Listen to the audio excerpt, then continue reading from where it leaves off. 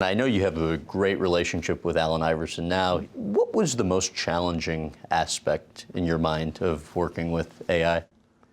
Well, every day was a challenge. When you are able or given an opportunity to coach a David Thompson, a David Robinson, a Dan Issel, a Bobby Jones, Allen Iverson, a Reggie Miller, people like that, you got a heck of a responsibility to bring out the best in them. And you don't always do it the right way. And the great ones make it even more difficult because you go home every night hoping that you've given them the opportunity to show their talent. And they have different ways of doing it, and they accept coaching differently. But Allen's the greatest athlete I've ever been around, maybe the greatest competitor I've ever seen. But I know God put me here to coach him because there wasn't one day that I went into work that I didn't expect the unexpected with him. To what extent do you think he made the most of his talent? Oh, I think probably 90%. He's never been allowed to get the other 10% the last 4 years. Nobody's given him a chance to keep playing. And there's no doubt in my mind that he could have helped some team. I wanted to bring him back, to Charlotte. And Michael said, Larry, and Michael admired Allen. Mm-hmm. And Allen loved Michael. Michael said, Larry, if we bring him back, you're going to play him ahead of some of these young kids, and it's going to prohibit our progress. And he was right. But I'm just sick that, Allen couldn't have gone out the right way where people could, show their appreciation for him. Because everywhere we played, when Allen played, the arenas were full. And even though they were supportive of their home team, they were admiring everything Allen did. Well, and you were all about practicing the right way, and it's been reported that he would occasionally leave practice or skip out on a weightlifting session to eat tacos or something like that. I mean, how do you handle that, knowing kind of your background? I don't know what he was doing, but he had excuses for missing practice, and I don't know how many times this kid fell down the stairs and needed stitches, or his daughter had a high fever. But again, the players that played with him loved him. And that's not always the case everywhere. They all knew he was going to give you his best every single night. I've said this before. A lot of people have asked me to write a book, and I would love to write a coaching book on how to teach kids how to play based on what I've been taught. I know the title.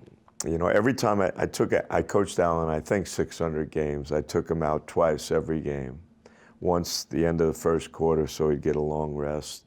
Once the end of the third quarter so he'd get a long rest and be fresh to finish the game. And every time I took him out, he MF'd me or whatever. Am I allowed to say that? Sure, we can. So my title would be, I've been MF'd 1,200 times. And I wanted to fight the first couple of times, but then... I'm sure that would have gone well. But then the players would tell me, that's just Allen. And I realized that after a while. And here I want everybody to know this. At the time I coached him, it was a challenge, but it made me a better coach and a better person. And not a day goes by that I don't appreciate the opportunity I had just being a part of his life. And so many people have been impacted by him and how he played and what he brought to the game. I want to ask you about one more moment from that relationship when it seemed to be at kind of its toughest part, at least. And this was, AI or Allen reportedly says to 76ers management, either fire Larry or trade me. You reportedly said to 76ers management, either trade him or I'm quitting. Well, we could have probably had that conversation 100 times. I'm sure he felt that way numerous times, and I don't doubt that I didn't feel it numerous times. But when I was alone with Allen, there was never a problem. His difficulty was if I ever said anything in front of the group.